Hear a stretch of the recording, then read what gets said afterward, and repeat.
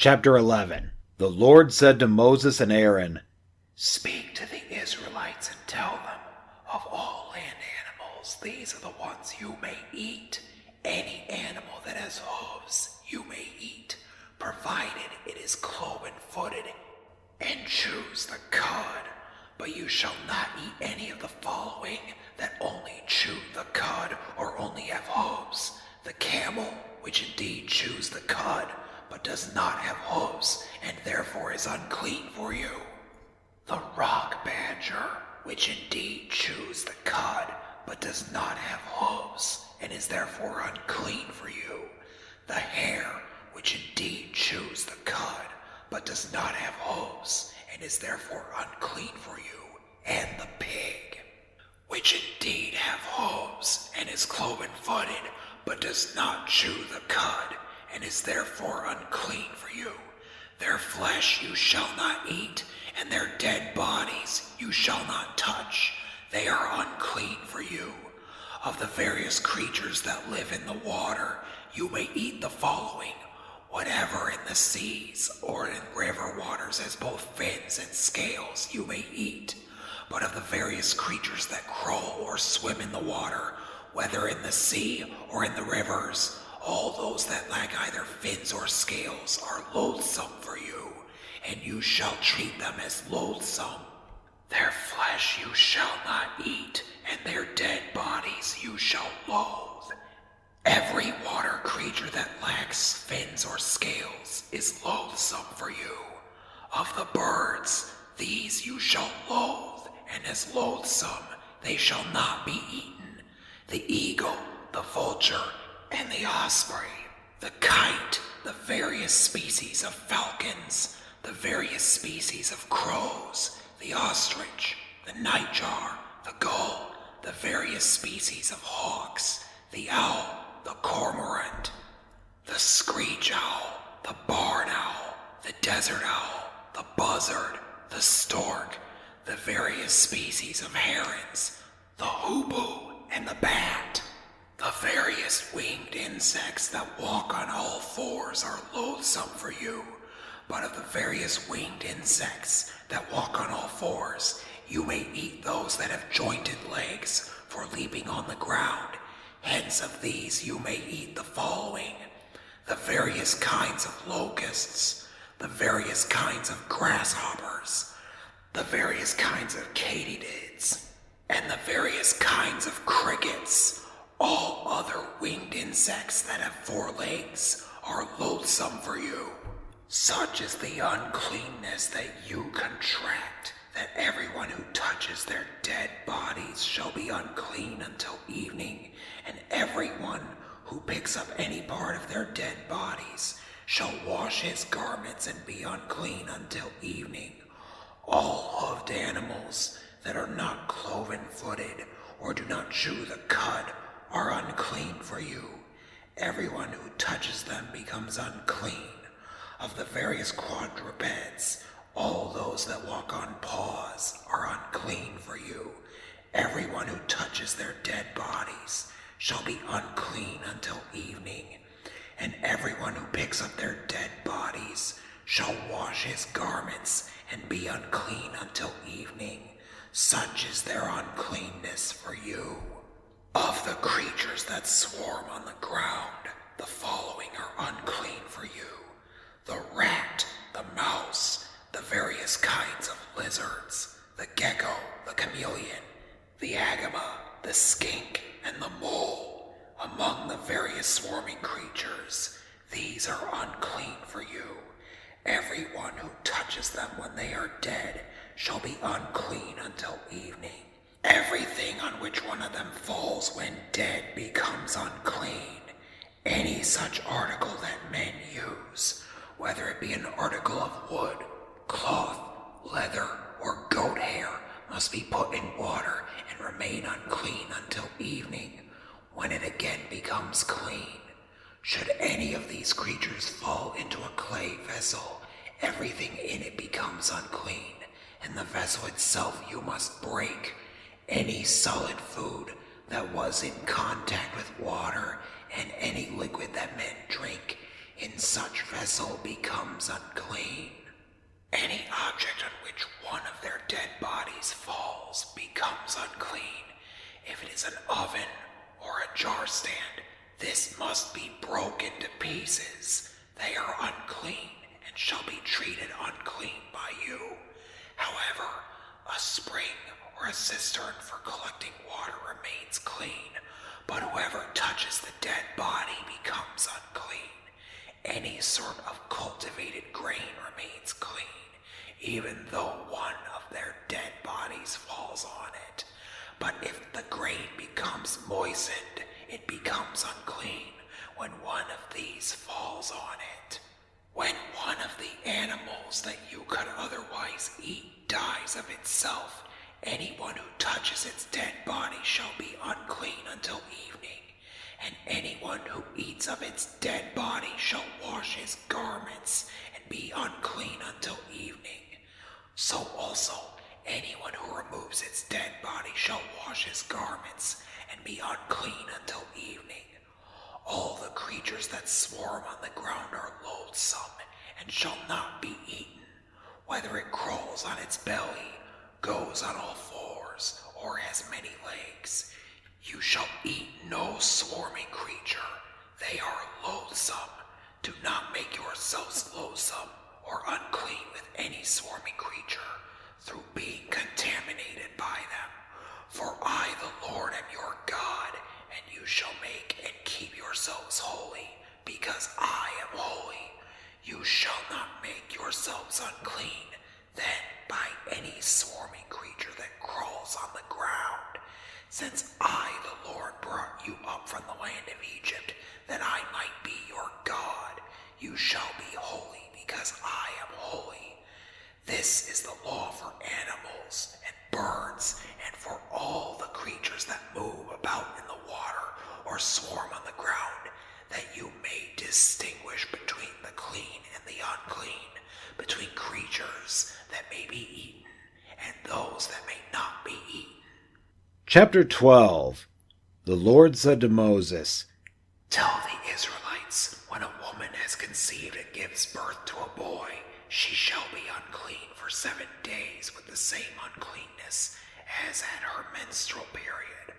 On the 8th day, the flesh of the boy's foreskin shall be circumcised, and then she shall spend 33 days more in becoming purified of her blood. She shall not touch anything sacred, nor enter the sanctuary till the days of her purification are fulfilled. If she gives birth to a girl, for 14 days she shall be as unclean as at her menstruation, after which she shall spend 66 days in becoming purified of her blood. When the days of her purification for a son or for a daughter are fulfilled, she shall bring to the priest at the entrance of the meeting tent a yearling lamb for a holocaust, and a pigeon or a turtle dove for a sin offering. The priest shall offer them up before the Lord to make atonement for her, and thus she will be clean again after her flow of blood. Such is the law for the woman who gives birth to a boy or a girl child. If, however, she cannot afford a lamb, she may take 2 turtle doves or 2 pigeons, the one for a holocaust and the other for a sin offering. The priest shall make atonement for her, and thus she will again be clean. Chapter 13.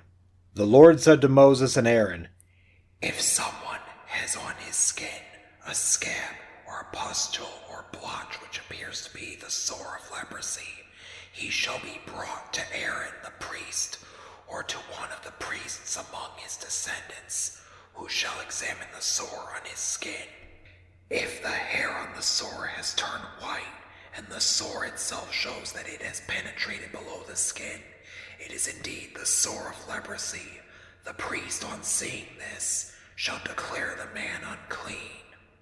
If, however, the blotch on the skin is white, but does not seem to have penetrated below the skin, nor has the hair turned white, the priest shall quarantine the stricken man for 7 days. On the 7th day, the priest shall again examine him. If he judges that the sore has remained unchanged and has not spread on the skin, the priest shall quarantine him for another 7 days, and once more examine him on the 7th day. If the sore is now dying out and has not spread on the skin, the priest shall declare the man clean. It was merely eczema. The man shall wash his garments and so become clean. But if after he has shown himself to the priest to be declared clean, the eczema spreads at all on his skin, he shall once more show himself to the priest. Should the priest, on examining it, find the eczema has indeed spread on the skin, he shall declare the man unclean. It is leprosy. When someone is stricken with leprosy, he shall be brought to the priest. Should the priest, on examining him, find that there is a white scab on the skin, which has turned the hair white, and that there is raw flesh in it, it is skin leprosy that has long developed. The priest shall declare the man unclean without first quarantining him, since he is certainly unclean. If leprosy breaks out on the skin, and, as far as the priest can see, covers all the skin of the stricken man from head to foot, should the priest then, on examining him, find that the leprosy does cover his whole body, he shall declare the stricken man clean. Since it has all turned white, the man is clean. But as soon as raw flesh appears on him, he is unclean. On observing the raw flesh, the priest shall declare him unclean, because raw flesh is unclean. It is leprosy. If, however, the raw flesh again turns white, he shall return to the priest. Should the latter, on examining him, find that the sore has indeed turned white, he shall declare the stricken man clean, and thus he will be clean. If a man who had a boil on his skin which later healed, should now in the place of the boil have a white scab or a pink blotch, he shall show himself to the priest. If the latter, on examination, sees that it is deeper than the skin, and that the hair has turned white, he shall declare the man unclean. It is the sore of leprosy that has broken out in the boil. But if the priest, on examining him, finds out that there is no white hair in it, and that it is not deeper than the skin, and is already dying out, the priest shall quarantine him for 7 days. If it has then spread on the skin, the priest shall declare him unclean. The man is stricken. But if the blotch remains in its place without spreading, it is merely the scar of the boil. The priest shall therefore declare him clean. If a man had a burn on his skin, and the proud flesh of the burn now becomes a pink or a white blotch, the priest shall examine it. If the hair has turned white on the blotch, and this seems to have penetrated below the skin, it is leprosy that has broken out in the burn. The priest shall therefore declare him unclean and stricken with leprosy. But if the priest, on examining it, finds that there is no white hair on the blotch, and that this is not deeper than the skin, and is already dying out, the priest shall quarantine him for 7 days. Should the priest, when examining it on the 7th day, find that it has spread at all on the skin, he shall declare the man unclean and stricken with leprosy. But if the blotch remains in its place without spreading on the skin, and is already dying out, it is merely the scab of the burn. The priest shall therefore declare the man clean, since it is only the scar of the burn. When a man or a woman has a sore on the head or cheek, should the priest, on examining it, find that the sore has penetrated below the skin, and that there is fine yellow hair on it, the priest shall declare the person unclean. For this is scald, a leprous disease of the head or cheek. But if the priest, on examining the skull sore, finds that it has not penetrated below the skin, though the hair on it may not be black, the priest shall quarantine the person with skull sore for 7 days. And on the 7th day, again examine the sore. If the skull has not spread, and has no yellow hair on it, and does not seem to have penetrated below the skin, the man shall shave himself, but not on the diseased spot. Then the priest shall quarantine him for another 7 days. If the priest, when examining the skull on the 7th day, finds that it has not spread on the skin, and that it has not penetrated below the skin, he shall declare the man clean. The latter shall wash his garments, and thus he will be clean.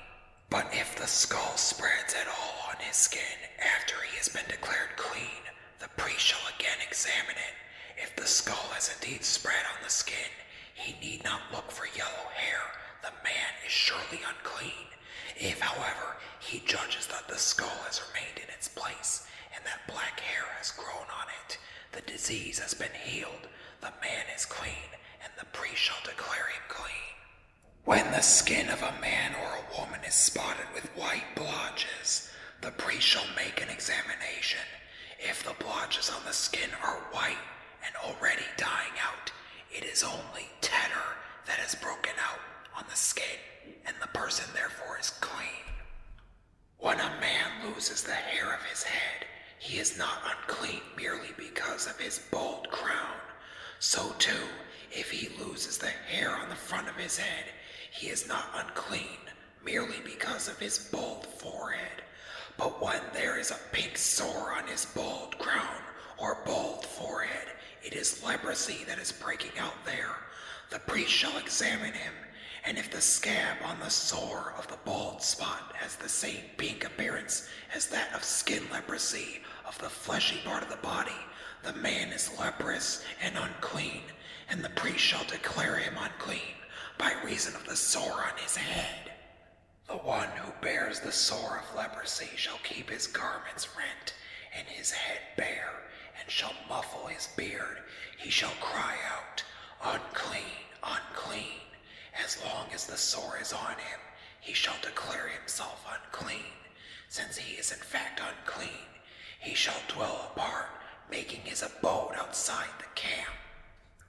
When a leprous infection is on a garment of wool or of linen, or on woven or knitted material of linen or wool, or on a hide or anything made of leather, if the infection on the garment or hide, or on the woven or knitted material, or on any leather article is greenish or reddish, the thing is indeed infected with leprosy, and must be shown to the priest. Having examined the infection, the priest shall quarantine the infected article for 7 days. On the 7th day the priest shall again examine the infection. If it has spread on the garment, or on the woven or knitted material, or on the leather, whatever be its use, the infection is malignant leprosy, and the article is unclean. He shall therefore burn up the garment, or the woven or knitted material of wool or linen, or the leather article, whatever it may be, which is infected. Since it has malignant leprosy, it must be destroyed by fire. But if the priest, on examining the infection, finds that it has not spread on the garment, or on the woven or knitted material, or on the leather article, he shall give orders to have the infected article washed, and then quarantined for another 7 days. Then the priest shall again examine the infected article after it has been washed. If the infection has not changed its appearance, even though it may not have spread, the article is unclean, and shall be destroyed by fire. But if the priest, on examining the infection, finds that it is dying out after the washing, he shall tear the infected part out of the garment, or the leather, or the woven or knitted material. If, however, the infection again appears on the garment, or the woven or knitted material, or on the leather article, it is still virulent, and the thing infected shall be destroyed by fire. But if, after the washing, the infection has left the garment, or the woven or knitted material, or the leather article, the thing shall be washed a 2nd time, and thus it will be clean. This is the law for leprous infection on a garment of wool or linen, or on woven or knitted material, or on any leather article, to determine whether it is clean or unclean. Chapter 14. The Lord said to Moses, "This is the law for the victim of leprosy at the time of his purification. He shall be brought to the priest, who is to go outside the camp to examine him. If the priest finds that the sore of leprosy has healed in the leper, he shall order the man who is to be purified to give 2 live clean birds, as well as some cedar wood, scarlet yarn, and hyssop. The priest shall then order him to slay one of the birds over an earthen vessel with spring water in it. Taking the living bird with the cedar wood, the scarlet yarn, and the hyssop, the priest shall dip them all in the blood of the bird that was slain over the spring water, and then sprinkle 7 times the man to be purified from his leprosy. When he has thus purified him, he shall let the living bird fly away over the countryside. The man being purified shall then wash his garments and shave off all his hair and bathe in water. Only when he is thus made clean may he come inside the camp. But he shall still remain outside his tent for 7 days. On the 7th day he shall again shave off all the hair of his head, his beard, his eyebrows, and any other hair he may have, and also wash his garments and bathe his body in water, and so he will be clean. On the 8th day he shall take 2 unblemished male lambs, 1 unblemished yearling ewe lamb, 3/10 of an ephah of fine flour with oil for a cereal offering, and 1 log of oil. The priest who performs the purification ceremony shall place the man who is being purified, as well as all these offerings, before the Lord at the entrance of the meeting tent. Taking 1 of the male lambs, the priest shall present it as a guilt offering, along with the log of oil, waving them as a wave offering before the Lord.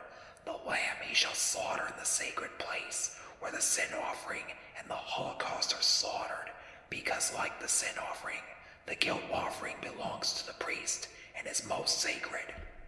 Then the priest shall take some of the blood of the guilt offering and put it on the tip of the man's right ear, the thumb of his right hand, and the big toe of his right foot.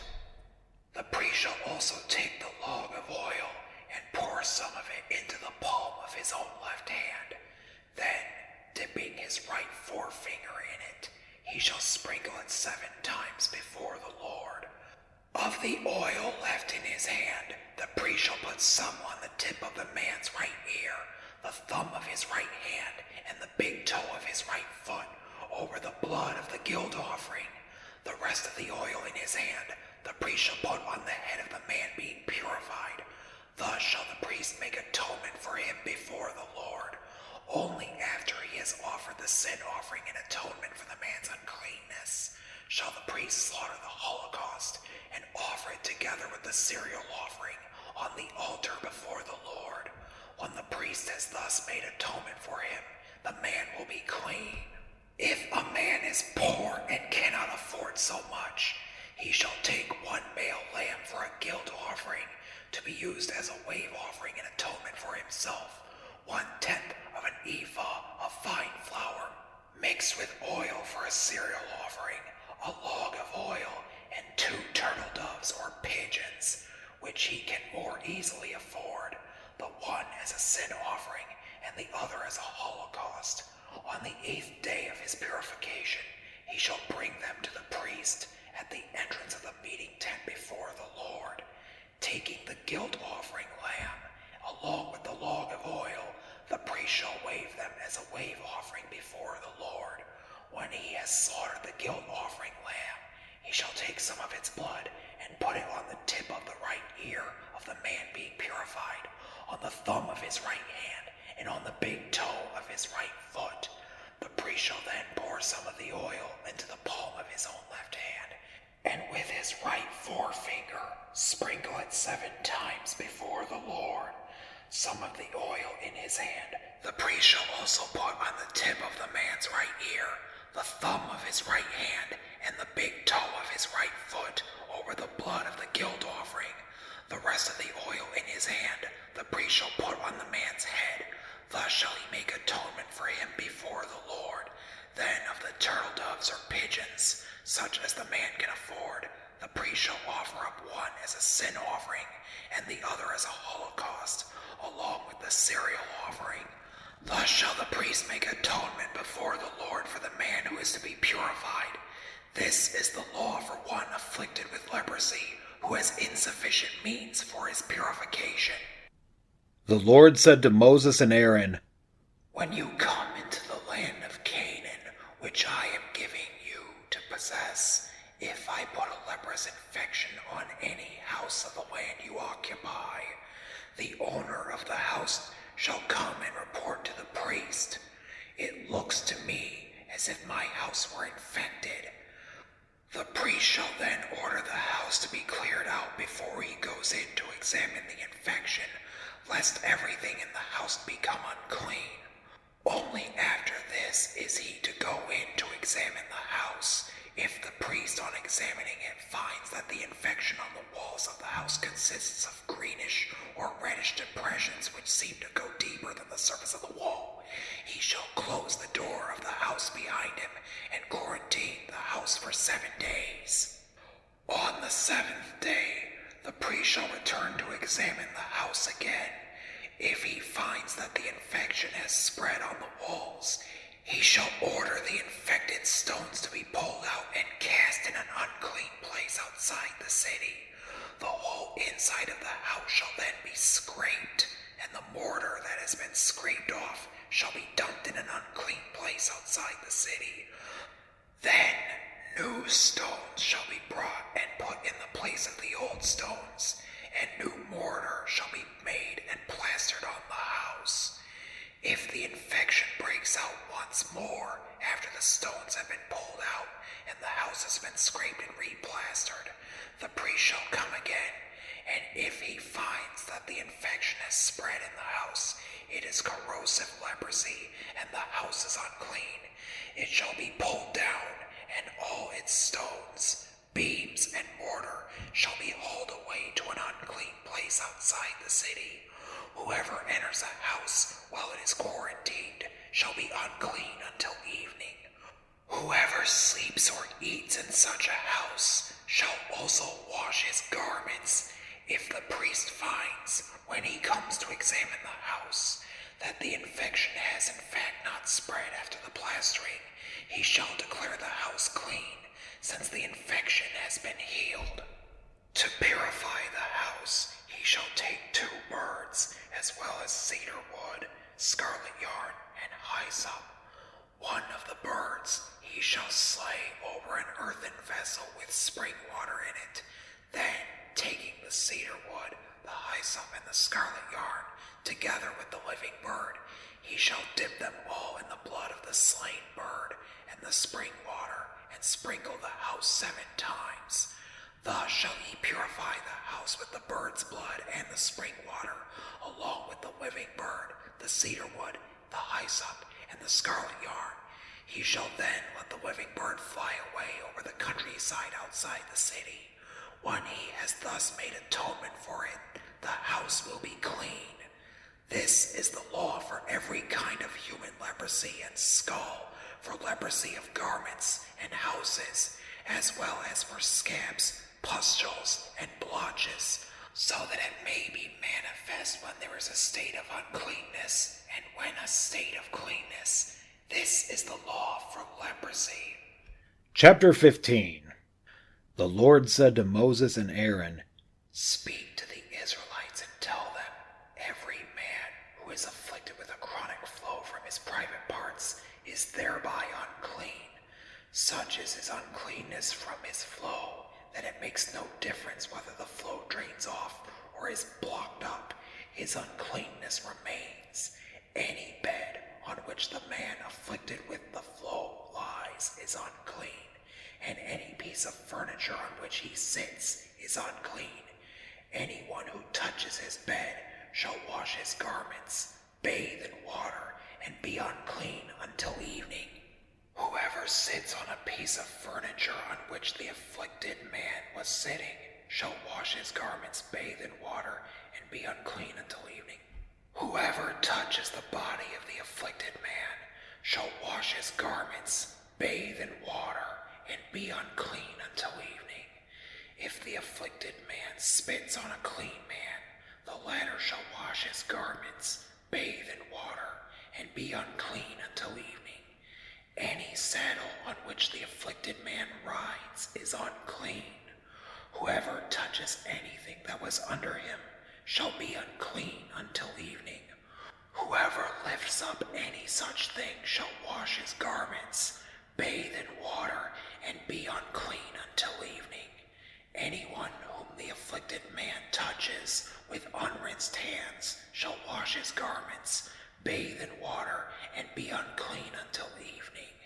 Earthenware touched by the afflicted man shall be broken, and every wooden article shall be rinsed with water. When a man who has been afflicted with a flow becomes free of his affliction, he shall wait 7 days for his purification. Then he shall wash his garments and bathe his body in fresh water, and so he will be clean. On the 8th day he shall take 2 turtle doves or 2 pigeons, and going before the Lord to the entrance of the meeting tent, he shall give them to the priest, who shall offer them up, the one as a sin offering and the other as a holocaust. Thus shall the priest make atonement before the Lord for the man's flow. When a man has an emission of seed, he shall bathe his whole body in water and be unclean until evening. Any piece of cloth or leather with seed on it shall be washed with water and be unclean until evening. If a man lies carnally with a woman, they shall both bathe in water and be unclean until evening. When a woman has her menstrual flow, she shall be in a state of impurity for 7 days. Anyone who touches her shall be unclean until evening. Anything on which she lies or sits during her impurity shall be unclean. Anyone who touches her bed shall wash his garments, bathe in water, and be unclean until evening. Whoever touches any article of furniture on which she was sitting shall wash his garments, bathe in water, and be unclean until evening. But if she is on the bed or on the seat when he touches it, he shall be unclean until evening. If a man dares to lie with her, he contracts her impurity and shall be unclean for 7 days. Every bed on which he then lies also becomes unclean. When a woman is afflicted with a flow of blood for several days outside her menstrual period, or when her flow continues beyond the ordinary period, as long as she suffers this unclean flow, she shall be unclean, just as during her menstrual period. Any bed on which she lies during such a flow becomes unclean, as it would during her menstruation, and any article of furniture on which she sits becomes unclean, just as during her menstruation. Anyone who touches them becomes unclean. He shall wash his garments, bathe in water, and be unclean until evening. If she becomes freed from her affliction, she shall wait 7 days, and only then is she to be purified. On the 8th day she shall take 2 turtle doves or 2 pigeons, and bring them to the priest at the entrance of the meeting tent. The priest shall offer up one of them as a sin offering, and the other as a holocaust. Thus shall the priest make atonement before the Lord for her unclean flow. You shall warn the Israelites of their uncleanness, lest by defiling my dwelling, which is in their midst, their uncleanness be the cause of their death. This is the law for the man who is afflicted with a chronic flow, or who has an emission of seed and thereby becomes unclean, as well as for the woman who has her menstrual period, or who is afflicted with a chronic flow.